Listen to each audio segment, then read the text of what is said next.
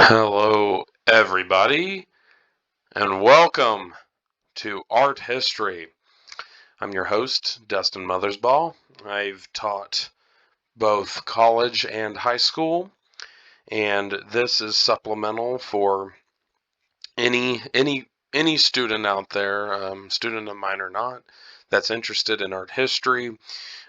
Some of these images actually are mine, others are not. This is for educational purposes only.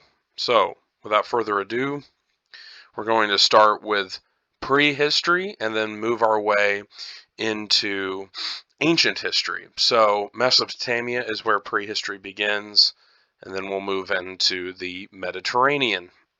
So, artworks, they are influenced by their time and place. This is what is referred to as context. Some simple questions may be asked to help give you a better answer. What materials and media are available? Are there certain techniques which have been culturally passed down? Does the culture's religions, thoughts, science, and previous history explain much about what works are made and made in a certain way? And we know that art, of course,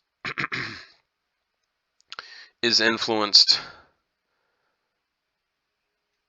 by history.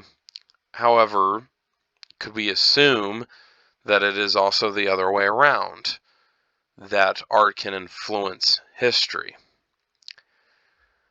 So, without further ado, prehistory. We're going to begin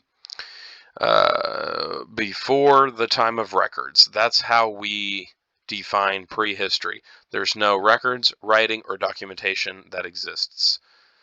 And it takes a rudimentary understanding of history to look at and analyze art history. But I should make it clear that much of what we know about history is not, well, I mean, we're dealing with prehistory here before there's text and written forms of communication, so it's all visual. So much of it is crafts and arts. We can trace throughout human prehistory, and we can find the earliest examples in Europe go back to 2.5 million years. The earliest humanoids were hunter-gatherers who took up hunting, fishing, and gathering wild plants. So this would be more like Homo erectus or Homo ergaster. And then humans, because we are social creatures, we do become increasingly built inside of communities. And with this, trade becomes possible. The birth of agrarian society as well starts flourishing at the end of this. These earliest communities, they are found in southern Europe, in the ancient Near East, and in northern Africa. Humans in this area, they did invent agriculture, as I was saying. They also invented urban settlements, and they articulated these cities. Prehistoric peoples, they dwelled in caves after they harnessed fire, and then they began painting the walls, which are the world's oldest paintings, around 30,000 to 35,000 years ago.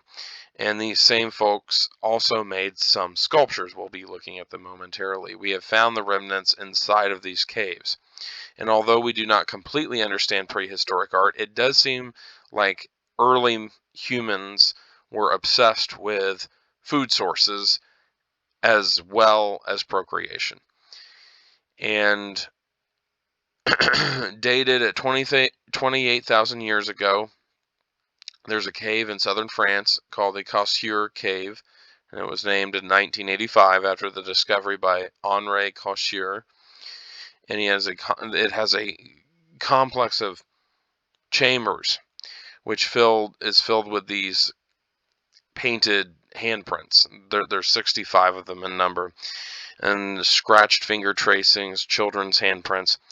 And carbon dating, although there's issues with carbon dating, we're going to go by that as our reliable mediating tool here. Carbon dating at another later time, there's some 10,000 years ago, that there were about 170 animal images that are made with charcoal, which is burnt wood, of bison, ibex, deer, and seals.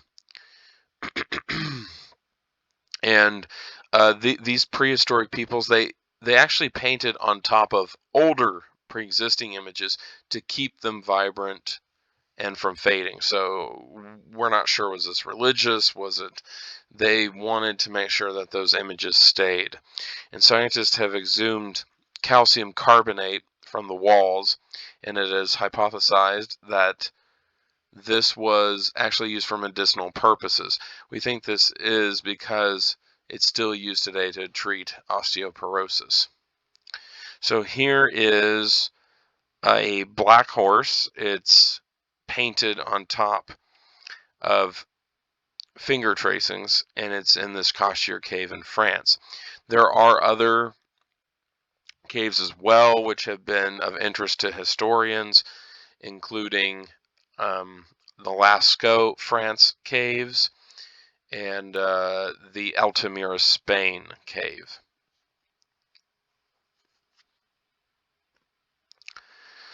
The Venus of Willendorf. It's only 4.4 inches tall, and it's estimated to be created circa 28,000 to 25,000 BC, which makes it from the Upper Paleolithic. The figure, it's carved out of oolitic limestone that is not located in that area. So it was brought in, and it's tinted with red ochre. You can kind of see that reddish, orangey looking tint. It was discovered in 1908 at an archaeological digging site around Willendorf in Lower Austria, near the town of Krems. And the female reproductive features are exaggerated and has usually been associated with fertility, but there are some other interesting insights and theories over the years. So there was a gentleman who taught me art history survey courses at the University of Central Missouri. He since is retired, and unfortunately he ended up with Parkinson's, but he was a brilliant man, Dr. Leroy McDermott. And along with his researcher Catherine McCoy, they hypothesized that this figurine and these similar ones of this nature, they were created as what they believe were the first self-portraits in history. That these figures are of self-representation. And he always said he was really proud of this theory that women discovered and created the first self-representations. That we see hair going so far down on her face, it's like she's looking down. And the larger proportions, well, they would be the same as the subject looking down at themselves. The breasts would be larger and the legs would recede to be smaller.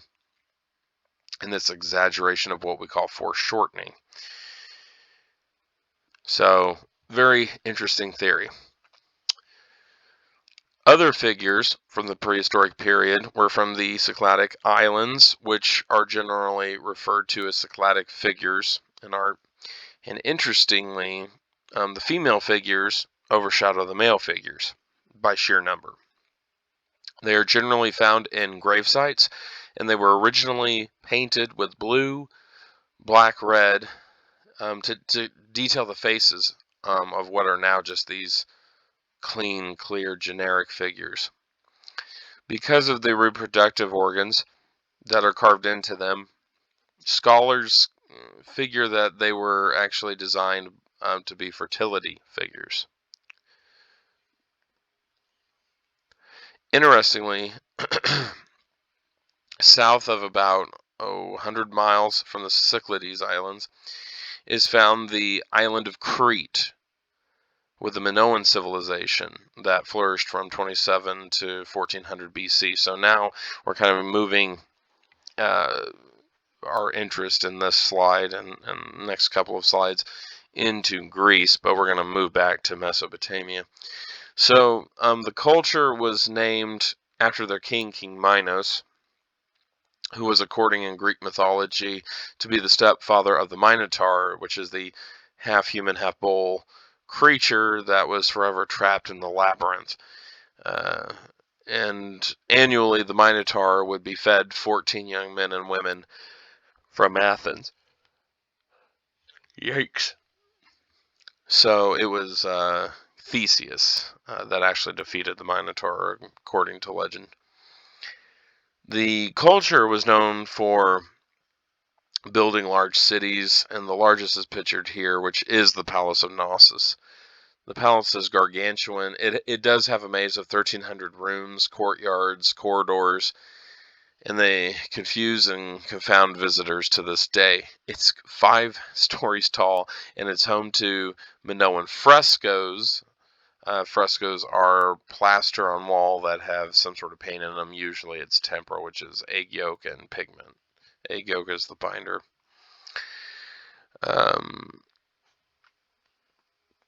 Here we have the fresco bull leapers, and it shows 3 athletes in each stage of leaping, and they're leaping upside down and over the bull. Some people think that among man-made conflicts, a volcano affected Crete at one point as well by about 1500 BC, and or Mycenaean invaders put an end to this early Greek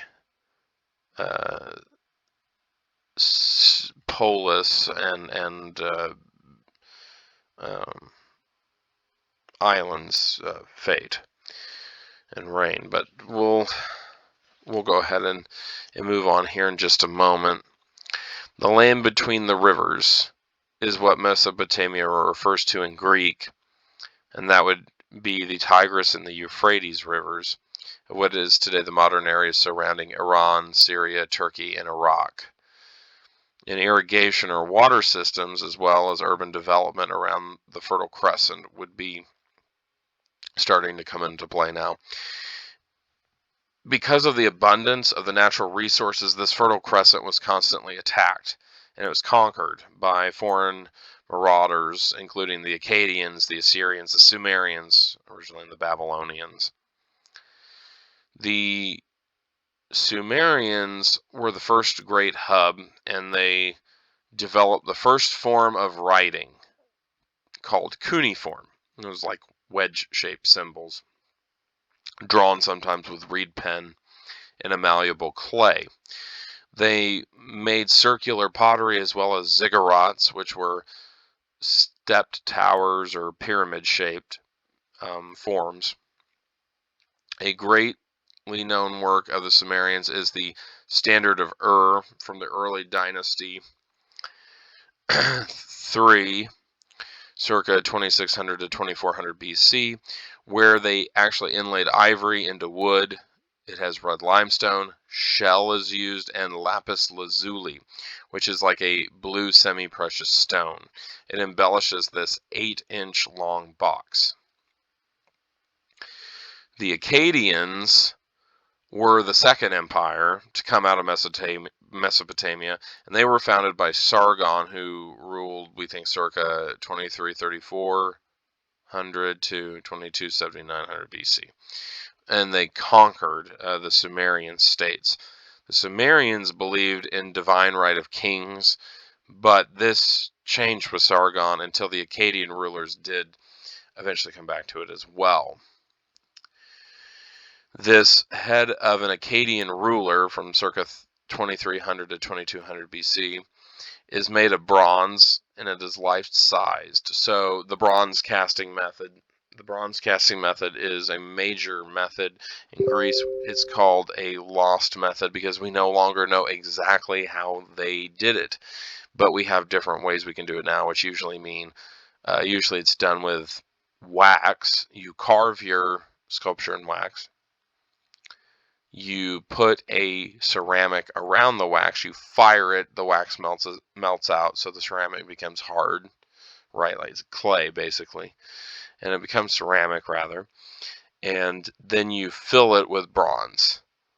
You pour bronze into it. and then you get a bronze figure, and you just break off the clay, and you have your figure. So anyway, going back to the head of an Akkadian ruler here, it is believed to represent Naram Sin from circa 2254 to 2218 BC, the grandson of Sargon. Details in the hair texture grant the craftsmanship a great skill.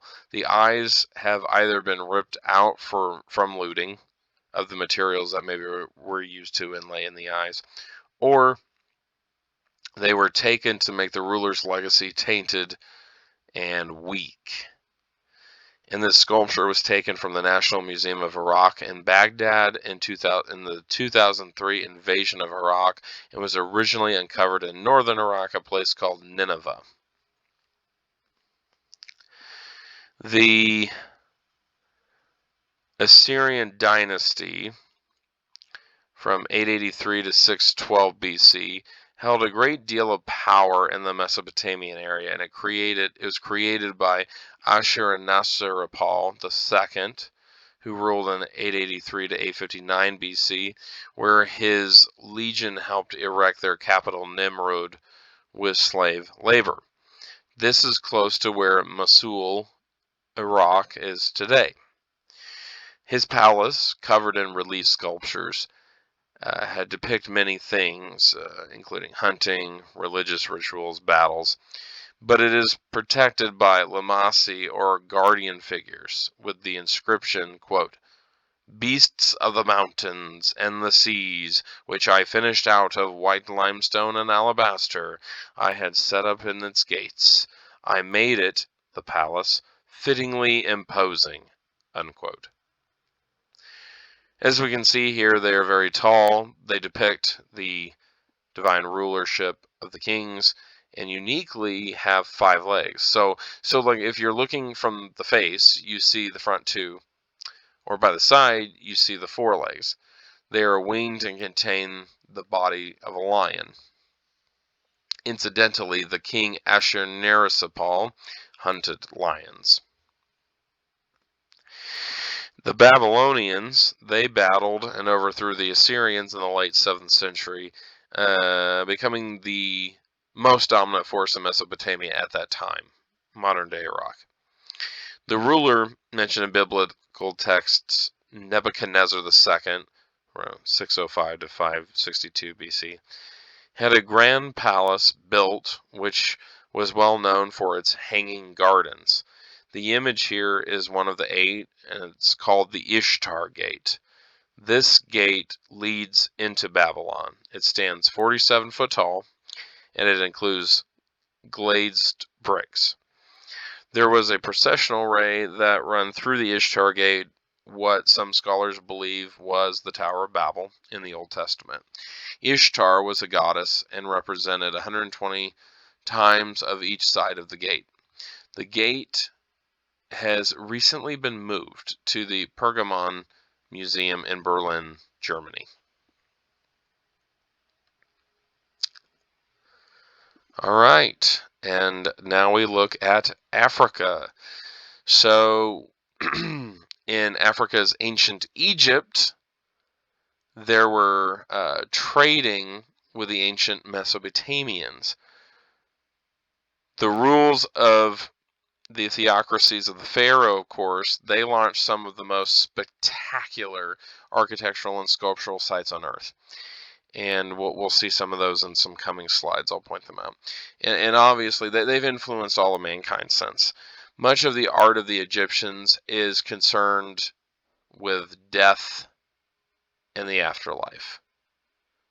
The pyramids of Giza, they're still wonders of the ancient world, and they're filled with furniture, the pets, the jewels, and the belongings, as well as the bodies and pulled out and saved organs in jars of the deceased pharaohs for their journey into the afterlife. The heart was the only organ that was left inside the mummified bodies. The servants and their families of the pharaohs, they were executed so they could accompany the king in death. Sounds pretty bad, doesn't it? You're a slave even in the afterlife, huh? But this slackened to images of the dead kings of some of these servants over time. There is the Pyramid of Khafre, the Sphinx, and it's a depiction of the sun god Osiris, who would carry the dead on his boat to where the dead dwelled eternally in the afterlife. The Sphinx, it's pictured in a slide ahead of me in front of Khafre's pyramid, and this is also the Pyramid of Khufu, which we think was built circa 2558 to 2532 BC. So here inside of Khafre's temple is the statue of Pharaoh Khafre, and he resides here.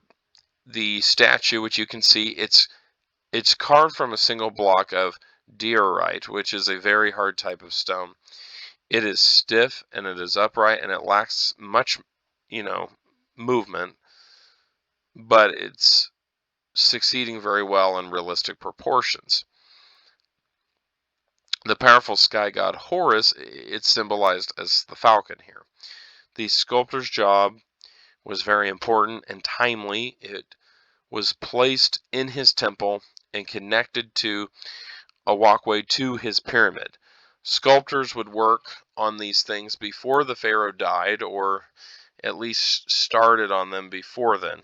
In ancient Egypt, sculptor means he who keeps alive. And then hieroglyphs, they were the written communication system of the ancient Egyptians, which we can actually understand now since 1799 with the discovery of the Rosetta Stone. They are marked down pictorially in the form of known objects, and we'll see some images of these. And they can represent the object or an association of some sort of object or even just an idea. Here are the images of the pyramids of Giza, different tombs. This is a depiction of the Great Pyramid of Khufu, Giza, actually how the system of tunnels works, and you can see on the right in a photograph with railing and boardwalks. So you can kind of see how there's the false tomb chamber, and it kind of comes up. There's the Queen's chamber, then King's chamber, air shaft, opposite side the Grand Gallery and Thieves' tunnels. Above the air shafts on each side are the relieving blocks. And then there's the facing stone that'd be at the top.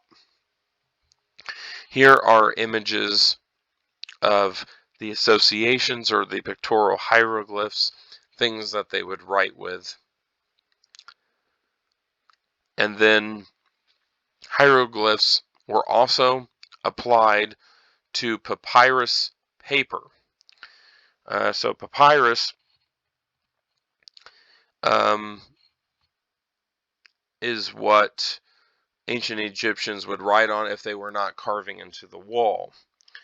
They didn't manufacture paper like we have today, so papyrus is it's very strong, and it took a great deal of work to create, but these pieces of papyrus paper can last ages.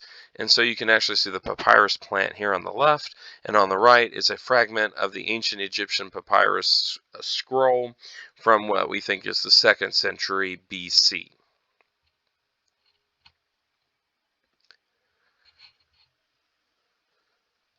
So some figures, they were painted onto the reliefs. Now, a relief sculpture is not a sculpture in the round.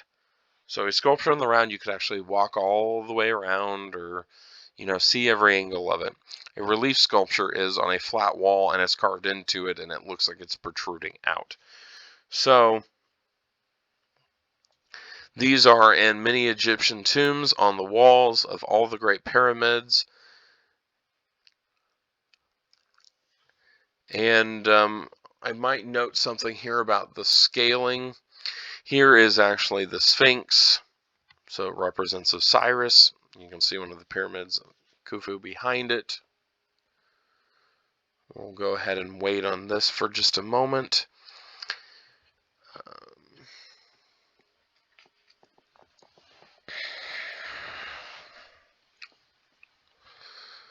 So they did make a great deal of jewelry, beaded jewelry. So they were ornaments. They made things such as bracelets. They made necklaces. They made rings. And they used precious metals set with gems or imitation gems. And here you can see how Egyptian goldsmiths were highly skilled ceramicists and glaze makers, and they blended colors and forms, and they used semi-precious stones such as amethyst, turquoise, lapis lazuli, cornelian, and jasper, and they learned to actually enamel metal and use brilliant colors on that. Mummies are actually found with many faience and gold amulets within the wrapping cloth. And they made beautiful masks and coffins. Many of the designs were based on animal forms such as fish, fowl, snakes, beetles, which are called scarabs, and cats. And so you can see how the pharaoh would actually wear these inlaid gold bracelets. Now, faience, I mentioned that a minute ago, it's this turquoise ceramic, and it's a very fine glazed pottery, and it's usually decorated very bright and with a lot of mineral and pigment in the glaze. So we know about some of the burial practices through hieroglyphics. Look at the Book of the Dead, for instance, grasped by the merging of the demotic in hieroglyphics with Greek from the objects found in King Tutankhamun's obscure. So Tutankhamun ruled 1333 to 1323 BC. Here is his funerary mask. It's made of solid gold. It has precious stones, including quartz. And quartz were used for the whites of the eyes, and obsidian, which is a black stone from volcanoes, was used for the pupils. This is an ideal representation of the king. It was created by hammering 2 sheets of gold like the flesh of the gods, as they would say. The vulture and the cobra, they're adorned on the top to represent both the upper and lower Egypt under his ruling. Okay. And the striped memes headcloth, they were worn by kings, and the braided beard was a sign of divinity. Because remember, we're dealing with a theocracy here. So it was gods that were walking among men. This is why so much theosophy and conspiracy and speculation comes from, like, ancient aliens, for instance.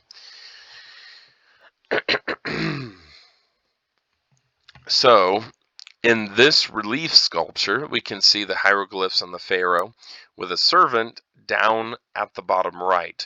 This is what we call hierarchy of scale. And obviously, a servant is not the size of a baby in comparison to the pharaoh, so it's more about the importance. The importance is what drives the size of the image. It's not literal. It's symbolic. The more tall you are, the more important you are. Here's an example also, just like the last slide, from the Nelson Atkins Museum of Art in Kansas City, Missouri. And it's a work made of encaustic, that is wax and pigment. So you have to work very, very quick, because you're going to be mixing this, and wax dries almost immediately. It's a portrait of a woman, and it has gold overlay on the top of the jewelry, which is, it has a relief aspect, so it sticks up where the gold is. This portrait, it was done on a piece of wood.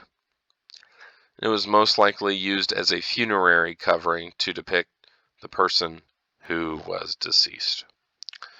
So this actually, at this time, will conclude prehistory, because now we're moving up to where we have cuneiform and hieroglyphics, and we are going to be moving on to ancient Greece next.